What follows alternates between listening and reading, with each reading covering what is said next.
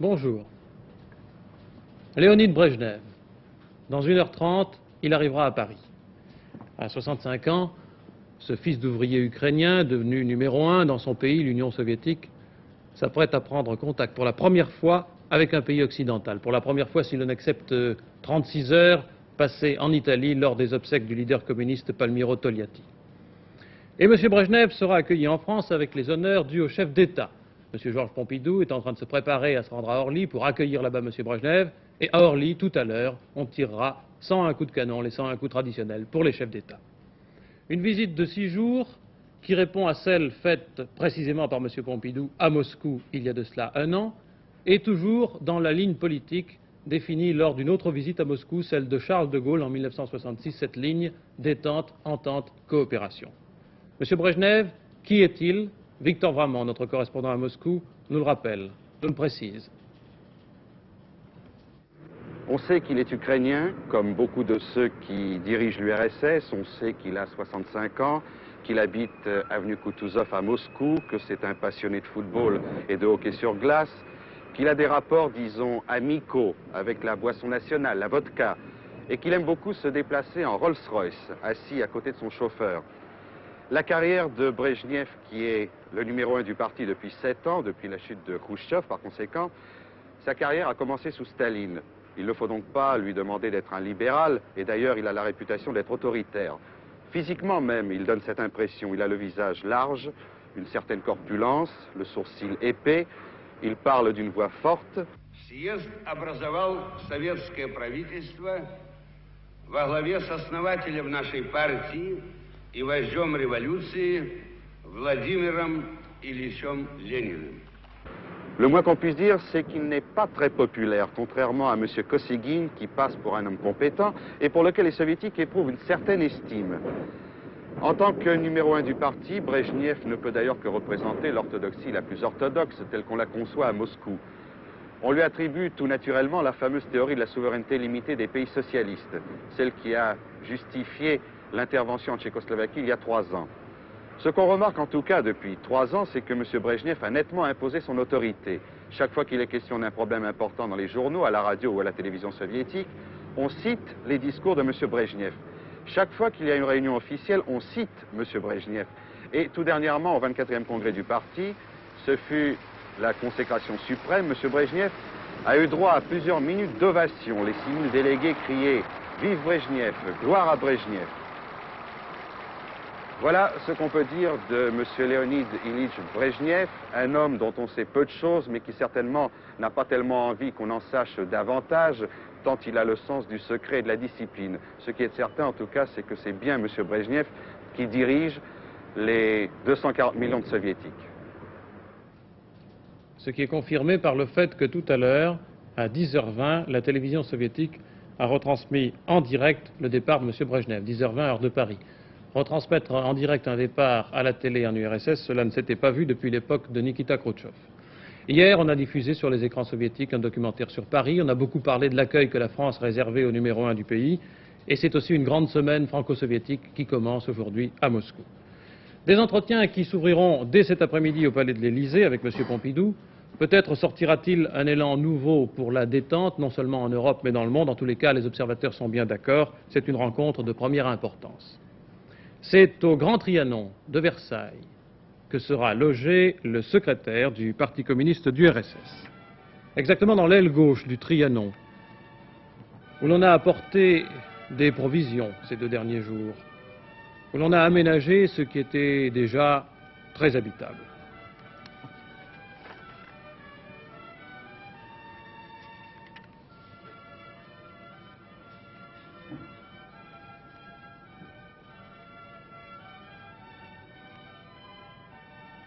Il y a eu beaucoup de curieux tout au long de la journée. L'accès du château est maintenant interdit.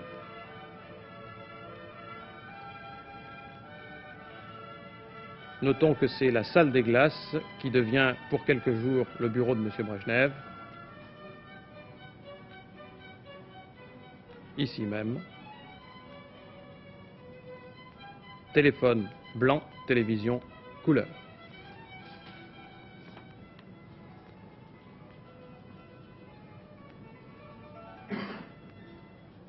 Voilà donc le cadre dans lequel M. Brejnev a accepté de résider. Et les affaires, et sur le plan des affaires, eh bien la coexistence peut être aussi économique. Un dirigeant communiste peut aujourd'hui venir dialoguer avec des businessmen de pays capitalistes. Ce que le monde économique français peut attendre de cette visite, c'est Michel Tardieu qui va essayer de nous le préciser, de la Bourse de Paris. Bien Jean, en théorie, la visite de M. Brejnev et les négociations commerciales qui vont s'engager à cette occasion revêtent une importance toute particulière. En effet, la crise monétaire occidentale entraîne un certain relèvement des barrières douanières entre les États-Unis et l'Europe et autour de certains pays européens. On pourrait donc penser tout de suite que la France aurait tout intérêt à chercher vers l'Est de nouveaux débouchés pour compenser ceux qu'elle risque de perdre à l'Ouest en raison précisément de la crise du dollar. Mais les choses ne sont jamais tout à fait aussi simples. En effet, pour vendre, il faut acheter, d'autant plus que les Russes veillent très soigneusement à ce que leurs échanges bilatéraux soient équilibrés avec chacun des pays qui en fait l'objet. Et pour l'instant, la France ne sait pas très bien quoi acheter aux Russes. Il faut dire qu'actuellement, la balance entre les deux pays est au profit de la France. L'an dernier, il y a eu 300 millions de francs d'excédent pour la France. Cette année, c'est un petit peu plus équilibré, mais à chaque réunion de la grande commission franco-soviétique, il faut faire des prodiges d'imagination pour trouver un moyen d'équilibrer à peu près les échanges. Alors bien sûr, la France peut acheter du gaz naturel, elle va en acheter pour 2,5 milliards de mètres cubes, elle peut acheter du pétrole, elle va en acheter pour 4 millions de tonnes cette année, mais les Russes préféreraient bien sûr vendre des produits manufacturés. Pour l'usine de camions dont ils vont commander l'engineering, en tout cas à Renault, ça semble très probable. Pour l'usine de nickel qu'ils vont peut-être commander au groupe Rothschild, les Russes voudraient en échange vendre eux aussi des produits industriels. Et ils s'intéressent tout particulièrement au complexe sidérurgique de Fos. Et ils sont un petit peu étonnés de voir que pour la première tranche des travaux de Fos, les industriels français, les sidérurgistes, n'ont passé que fort peu de commandes aux Russes. Et c'est là d'ailleurs qu'on voit un petit peu la différence de régime. Les Russes ne comprennent pas pourquoi les sidérurgistes ne se sont pas contentés d'observer purement et simplement les directives que leur donnait le gouvernement français. En tout cas, pour l'instant, le commerce avec la France ne représente pas plus de 1% du total des échanges soviétiques, du commerce russe. Il y a donc, vous le voyez, beaucoup à faire. Et beaucoup à discuter. Merci Michel Tardieu. Je vous signale que c'est à partir de 14h25 que vous pourrez suivre en direct le reportage de l'arrivée à Orly, mais je voudrais ajouter encore un mot à propos de cette visite, avant qu'elle ne commence. 8000 policiers ont été mobilisés pour qu'à Versailles, à Paris et à Marseille, où se terminera le voyage à la fin de la semaine, des incidents malvenus ne viennent pas troubler la visite de M. Brejnev et son séjour. 58 personnes ont été ainsi éloignées pendant la durée de la visite, et parmi elles, Pavel Tigrid, journaliste et écrivain tchèque qui a pris une part importante dans le printemps de Prague et qui résidait jusque-là en France. Ces 58 personnes, dont M. Tigrid, ont été hébergées en Corse, où elles ont été transportées samedi par un avion spécial et où elles sont invitées dans un hôtel à profiter du soleil qui règne là-bas. Ce qui est arrivé à Ottawa à M. Kosygin, autre membre de la Troïka, ici aux côtés de M. Brejnev avec son chapeau de fourrure sombre, ce qui est arrivé là-bas, l'agression contre le numéro 2 soviétique, pousse à renforcer le dispositif de sécurité et à prendre effectivement toutes les précautions. Un parti d'extrême droite, des mouvements gauchistes et un mouvement sioniste ont en France dit leur opposition à ce voyage. Au Canada, les services de sécurité ont déjoué un complot contre le Premier ministre soviétique. 2 hommes ont été arrêtés, porteurs d'armes à feu. Ils appartiendraient aux dernières nouvelles à un mouvement d'extrême droite. À Vancouver, sur la côte Pacifique, d'où nous parviennent ces images, à Toronto ensuite, où il vient d'arriver, pas d'incident autour de M. Kosygin, des pancartes de protestation, quelques contestataires, c'est tout.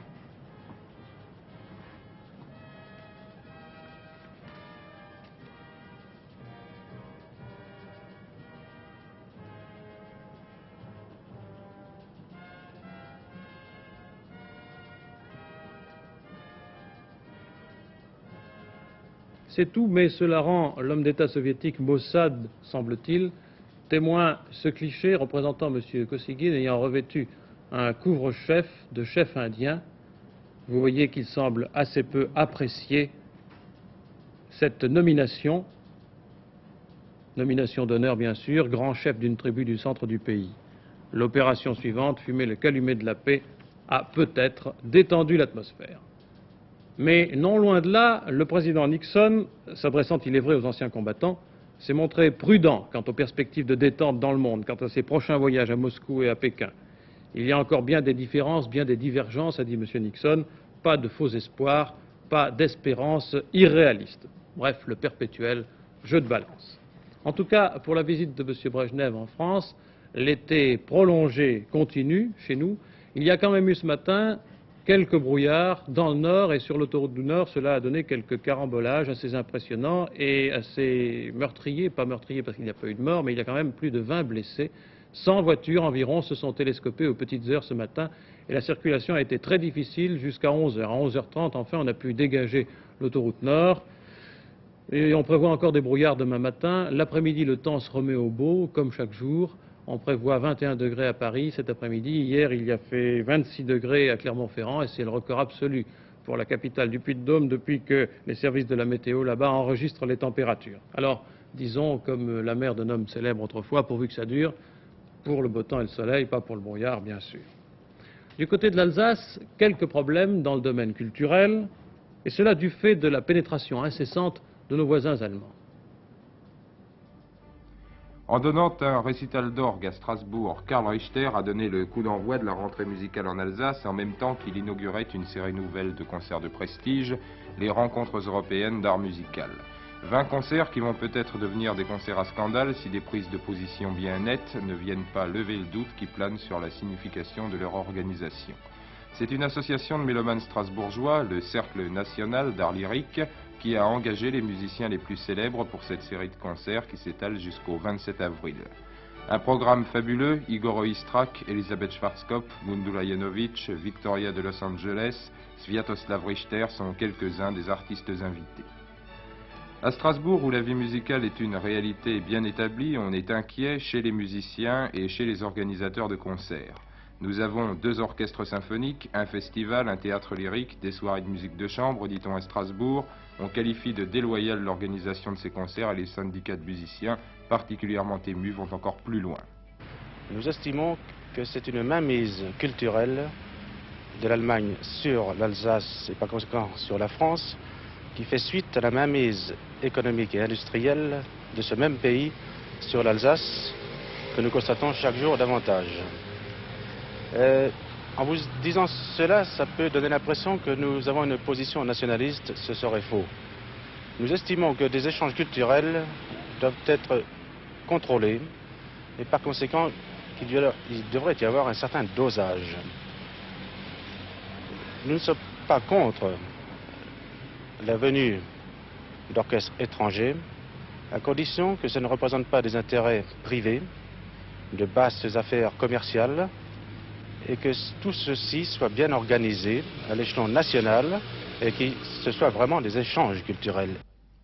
De fait, on parle de plus en plus, et pas seulement dans les milieux musicaux, d'un mécène de Hambourg aux arrière-plans mal définis. Quant à l'organisateur des concerts, un employé de la mairie de Strasbourg, il se défend de faire de la concurrence aux ensembles strasbourgeois et d'être subventionné par des capitaux allemands. On nous a reproché à plusieurs reprises que nous bénéficions d'importants capitaux allemands et je dois avouer à ma grande surprise que j'aimerais bien en posséder certains, mais de notre côté nous avons bénéficié de certains dons qui sont quand même malgré tout minimes et nous pouvons prouver que l'ensemble de notre budget est quand même très limité puisqu'il ne dépasse pas les 450 000 francs et si vous faites une comparaison avec certains déficits municipaux, vous verrez que ça ne fait même pas 1/10. Nous bénéficions du soutien de la presse allemande, notamment du consortium Burda-Springer, sans pour autant bénéficier de capitaux importants. La musique et les arts, quelques nouvelles des grands maîtres. Pablo Casals, 95 ans dans 6 semaines, en vedette hier aux Nations Unies. On voit ici le musicien aux côtés du secrétaire général Outant. Le maître a dirigé un orchestre de 150 musiciens qui a interprété l'hymne des Nations Unies avant de reprendre l'archet et d'improviser quelques variations sur un thème populaire espagnol. Chaplin, avec son film Les Temps modernes, va commencer à Paris le cycle des reprises des grands classiques de Chaplin. La photographie reçue de Londres, Charlot, 82 ans, aux côtés de sa fille Oona, alors qu'il arrive dans la capitale britannique pour suivre l'enregistrement d'une bande sonore destinée à accompagner un autre de ses films, datant de 1925. Et puis, Picasso, qui tire ici la barbe de sa chèvre célèbre, absent lors de la fête de Valoris pour ses 90 ans. C'est dommage, on dit tous ses voisins, et avec eux Jacques Séguy, notre reporter.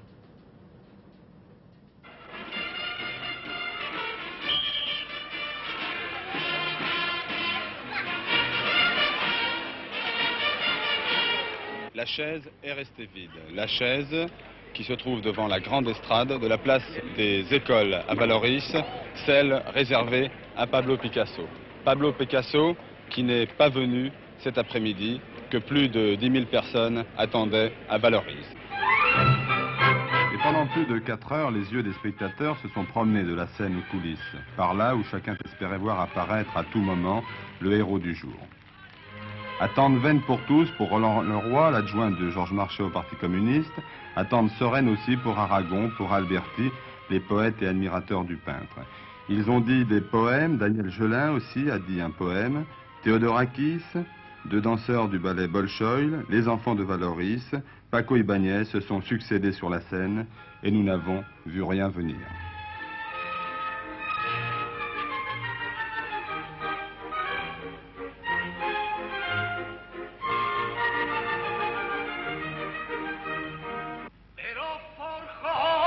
Et les dernières imprécations d'un chanteur de flamenco n'ont pu transformer en chair l'image de celui qu'on attendait et qui a dû penser qu'il y avait beaucoup trop de monde autour de son gâteau d'anniversaire.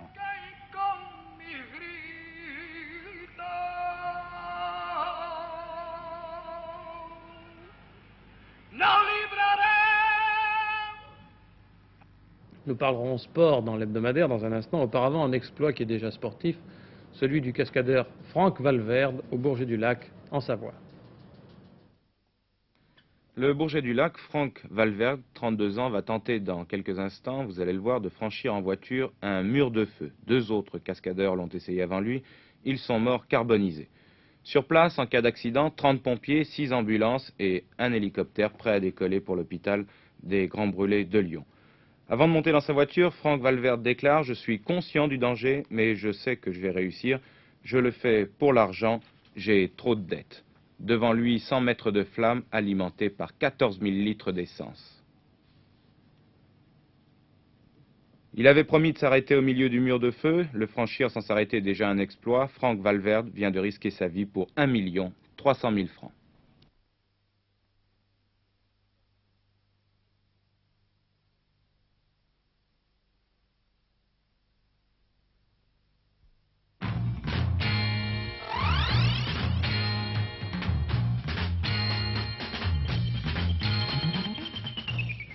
Un bref coup d'œil d'abord sur la fin de semaine sportive, malheureusement endeuillée par la mort du pilote français Jo Siffert à Brands Hatch en Grande-Bretagne. Brands Hatch, photographie de Jo Siffert et enregistrement de l'accident qui lui a coûté la vie. Je vous demande un instant. Jo Siffert, le pilote suisse, s'est tué hier sur le circuit de Brands Hatch en Angleterre. Mais Jo Siffert s'est tout de même classé 4e dans cette épreuve. La course a été arrêtée au 14e tour à cause de cet accident. Que s'est-il passé? Eh bien, il semble que ce soit la boîte de vitesse qui se soit bloquée. Le châssis a vraisemblablement cédé et la voiture est partie en catastrophe 150 mètres avant le virage de Hawthorne. Voici ce qu'il reste de la BRM qui a heurté d'abord le talus intérieur pour retraverser ensuite la piste et heurter plus violemment encore le talus extérieur. Le poste de pompiers le plus proche était assez éloigné et les pilotes se sont étonnés que les secours ne soient pas plus rapides à intervenir.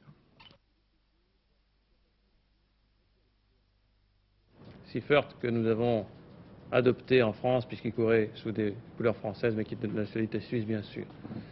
Donc cette fin de semaine sportive, les éléments de l'actualité, football avec une contestation sur un 3e but de Saint-Étienne, cyclisme et basketball.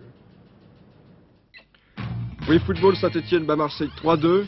Cela relance le championnat, mais les Marseillais contestent le 3e but de Saint-Étienne. Cyclisme, Luis Ocaña domine le Grand Prix des Nations. Sa chute dans le Tour de France est désormais oubliée. Basket, Villeurbanne anti-Bédonin en tête du championnat, mais attention à Berck, 4e à 1 point. un document. Moitessier par moitessier, c'est ainsi qu'on pourrait l'appeler. Le navigateur solitaire s'est en effet filmé lui-même autour de son dernier tour du monde, et son épouse, navigatrice elle-même, nous présente ce document avec Patrick Chapuis. 70 000 km à la voile, soit un tour du monde et demi en solitaire. C'est l'exploit que Bernard Moitessier a réalisé il y a déjà un certain temps, un exploit dont on parle beaucoup actuellement car Bernard Moitessier vient de réaliser un film qui a été présenté par Françoise Moitessier, sa femme, qui est avec nous aujourd'hui. Françoise Moitessier, vous êtes aussi la première femme qui ait franchi le Cap Horn à la voile, et je voudrais que vous nous rappeliez un peu dans quelles conditions. C'est à la fin d'une longue navigation de 3 ans que nous avons passé le Cap Horn en janvier 65 avec Bernard sur ce même bateau, le Josua, avec lequel Bernard est reparti en 68 pour ce grand tour du monde et demi de 70 000 km. Donc vous étiez deux à bord lors d'un précédent voyage, et cette fois-ci, Bernard était seul à bord de ce Joshua. Nous vous présentons des images et vous allez surtout entendre la voix de Bernard Moitessier, car alors qu'il passait le Cap Horn, il a réussi, sur un magnétophone, à enregistrer sa voix. Regardez et écoutez.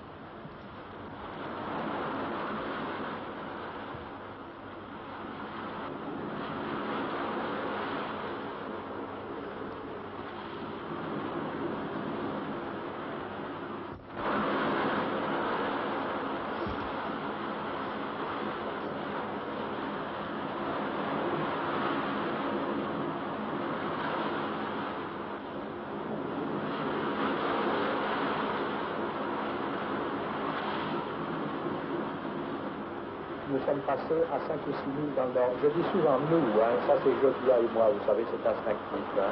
On est tous les deux dans ce parti-là. Hein. Je ne suis pas tout seul et lui non plus n'est pas tout seul. Cette nuit, le coup de vent là, du 3, hein, c'était quelque chose de fantastique. Il n'y a pas d'autre mot. C'était extraordinaire. Il y avait le caca d'abord, hein, il y avait la merde, le machin et tout ça. Hein. Et puis le bon froid est passé. Toutes les étoiles se sont mises à briller. Il y avait cette lueur dans le sud, la lueur de la banquise. Mais alors, c'était blanc, phosphorescent. On aurait dit qu'on était dans un autre monde. Josué a donné tout ce qu'il avait dans le ventre. Je ne l'ai jamais vu dans une telle beauté. On aurait dit comme une flamme phosphorescente qui courait dans cette mer énorme, hein, parce que la mer était vraiment énorme. C'était fantastique. Jamais je n'ai aimé mon bateau comme ce jour-là. Jamais il ne m'a donné autant.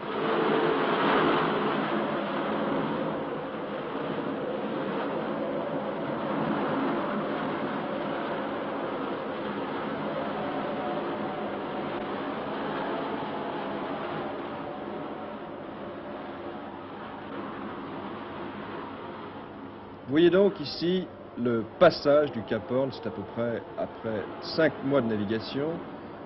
Et je voudrais que vous expliquiez ce qu'on voit dans le fond actuellement, Françoise. Vous voyez l'île Horn, mais le passage du Cap Horn, ce n'est pas...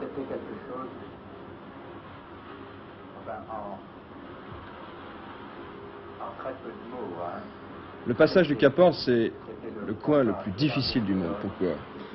Parce que c'est en fait une très dure navigation pendant plus d'1 mois. Vous naviguez à capot fermé, le bateau complètement clos, avec une mer vraiment énorme. Le pont presque toujours sous l'eau. La moindre manœuvre sur le pont vous gèle les doigts en quelques minutes, vous voyez. Vous avez la brume, le brouillard, un point difficile, des cailloux. Et la mer aussi est très dure parce que vous avez des fonds qui passent de 200 mètres à 2000 mètres et qui lèvent absolument une mer énorme avec énormément de courant. Je me souviens d'une navigation absolument... la mer était verte, nous étions entraînés comme dans un fleuve. J'aimerais que nous regardions la carte de la totalité de ce voyage de Bernard Moitessier. Nous sommes actuellement au Cap Horn, mais il était parti de Plymouth pour faire un tour du monde complet tout d'abord, Bonne-Espérance, le Cap Lewin et puis le Cap Horn.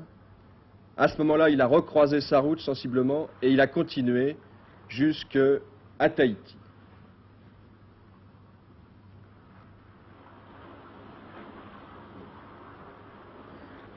Mais comment un homme peut-il vivre seul pendant 300 jours sur un bateau? C'est rempli de courant et c'est dégueulasse cette fois-là. courants de marée, il y a des courants qui font fort. Hein. Enfin, on était en marée de quartier, remarquez, hein, donc c'était pas trop violent à ce moment-là. Enfin, j'ai passé une nuit dure, hein, et puis le lendemain, alors ce putain de vent, alors dans la gueule, hein, carrément dans la gueule. Alors vraiment, ça m'a complètement lessivé, hein, le coup des Falklands.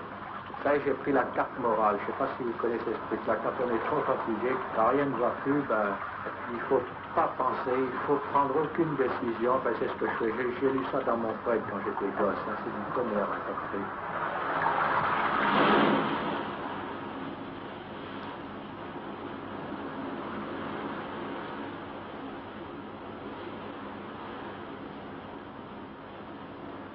Comment réussit-il à s'alimenter?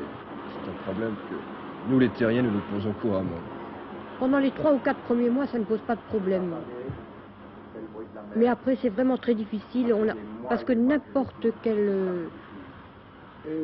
quoi, vous ne pouvez absolument plus voir. De corned beef que vous avez mangé 100 fois, vous ne pouvez absolument plus voir les asperges, tout ce que vous aimez, du crabe. Vous arrivez à vous dégoûter À vous dégoûter complètement. Les 2 derniers mois de navigation, Bernard s'est uniquement alimenté avec de la purée déshydratée, fabriquée pour les expéditions polaires avec un peu d'eau délayée.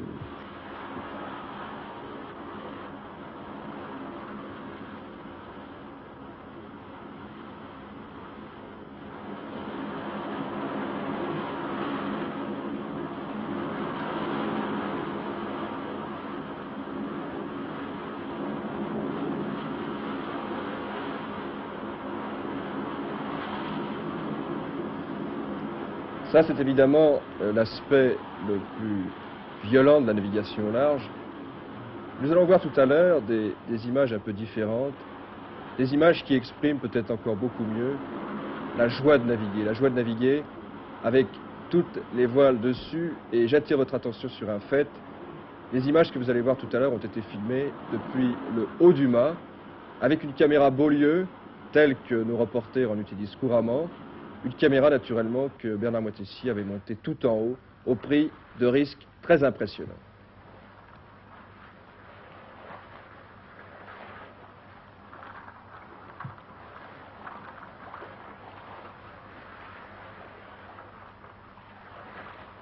Je ne sais pas quel est le gars qui a dit les 2 choses les plus terribles pour un homme. La première, c'est de n'avoir pas réalisé son rêve, et la deuxième, c'est d'avoir réalisé son rêve. Mais là, j'arriverai peut-être à dépasser mon rêve, vous voyez, à ce moment-là, il n'y aura plus de problème.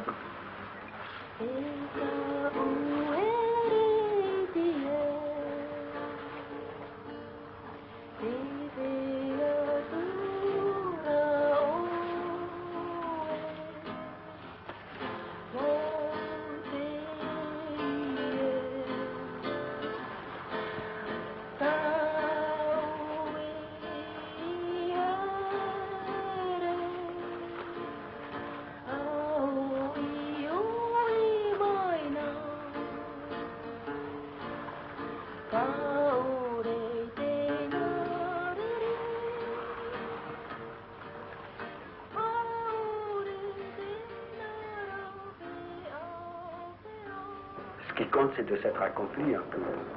Si mon bateau avait été dans un état parfait, encore. Si mes haubans avaient été comme neuf, encore. Si j'avais pu, j'aurais continué. Voilà, nous quittons le large pour revenir sur la terre. Je vous précise que ce film que Françoise Moitessier a bien voulu nous présenter sera présenté à la salle Pleyel jeudi prochain, 2 séances, une à 18h30 et une à 21h, et que ce film également fera par la suite une tournée en province. Nous retrouvons Jean Lanzy. Merci Patrick. Avec une dernière nouvelle de France, M. Robert Boulin reçoit cet après-midi les syndicats médicaux et les représentants de la sécurité sociale. C'est à propos bien sûr de la grève des médecins de certains départements de la couronne, de la région parisienne, grève qui est observée aussi dans la région Rhône-Alpes. On saura sans doute ce soir si les organisations contestataires ont obtenu satisfaction et décident de suspendre les mots d'ordre de grève. Fermeture des cabinets d'une part, grève la signature des documents de la sécurité sociale d'autre part. Dernière page de ce télémidi, la bourse, Michel Tardieu, les cotations. Michel ? Bien Jean, il y a heureusement moins de creux à la Bourse de Paris qu'au large du Cap Horn, mais le marché n'est quand même pas très très bon. Et à l'occasion de la visite de M. Brejnev, les boursiers parlent un petit peu bien sûr des différences entre le capitalisme et le socialisme. Et ils arrivent à la conclusion que la bourse finalement c'est un petit peu le poste frontière qui sépare les deux régimes. Dans les pays industriels, il y a les pays avec bourse et ce sont les pays capitalistes, et les autres pays industriels qui n'ont pas de bourse des valeurs sont des pays socialistes. Et dans les pays socialistes, eh bien l'épargnant n'a pas d'autre possibilité pour l'emploi de son épargne que de le confier à l'État. Pour le reste, vous voyez que le marché est plutôt en léger effritement, je vous l'ai dit tout à l'heure. Je crois qu'on peut avancer doucement. Vous allez voir que Bayer baisse un petit peu. La plupart des valeurs allemandes sont en baisse d'ailleurs. Et aujourd'hui, vous ne l'avez pas vu, mais à la place de l'indice titre, on a mis le dollar financier. J'aurais voulu qu'on m'envoie peut-être les valeurs étrangères. J'avais un tableau fixe de valeurs étrangères avec différentes valeurs, mais je crois que voilà. Siemens, je vous l'ai dit, vous voyez, la plupart des valeurs étrangères sont en baisse, précisément en raison du remplacement de l'indice titre par le dollar financier. Siemens perd 6 francs 20. À propos de Siemens, M. Chaban-Delmas a posé la première pierre de l'usine Siemens de Bordeaux. Et toujours à propos des investissements allemands en France, la revue américaine Fortune faisait remarquer qu'il y avait une véritable invasion de la France par les entreprises allemandes et qu'il y avait plus de 750 entreprises allemandes qui s'installaient un petit peu partout en France. Il y en avait, je crois, 780 qui s'installaient un petit peu partout en France. Et les Allemands, qui étaient autrefois au 4e rang pour les investissements en France, sont maintenant au 1er rang.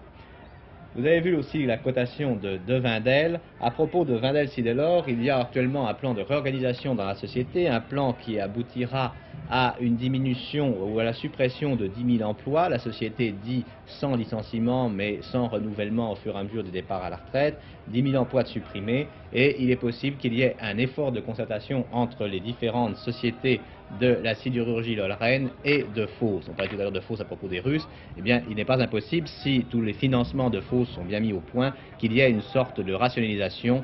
La Sassilor en Lorraine faisant par exemple les produits longs, et puis Solax-Solmer faisant les produits plutôt plats. Des baisses, quelques baisses, vous voyez, il y en a quand même un certain nombre aujourd'hui à la Bourse de Paris, et des SICAV aussi. Vous avez vu tout à l'heure aussi les cours de la Banque de l'Union Européenne. La Banque de l'Union Européenne vient de faire, elle, inversement aux investissements allemands en France, vient faire, elle, 2 investissements en Allemagne. Elle a pris une participation de 33% dans la Burghardt und Brockelschen, dans laquelle se trouve déjà associée la Ambrose Bank anglaise de Londres et la Westdeutschlands Bank allemande. Donc, vous voyez qu'il y a une implantation avec des Anglais et des Allemands là. Et d'autre part, la Banque de l'Union Européenne a aussi pris une participation dans Franco-Finance qui contrôle la banque franco-allemande. Sur le marché de l'or, vous le voyez, le lingot est en progrès, il gagne 40 francs. Le Napoléon est inchangé. Quant au Pinet, vous ne voyez pas, mais je vous le dis, le Pinet gagne 30 centimes. Ici, la Bourse de Paris, à vous Jean Lanzy. 13h33, cette édition de Télémidi est terminée. À demain pour un autre numéro.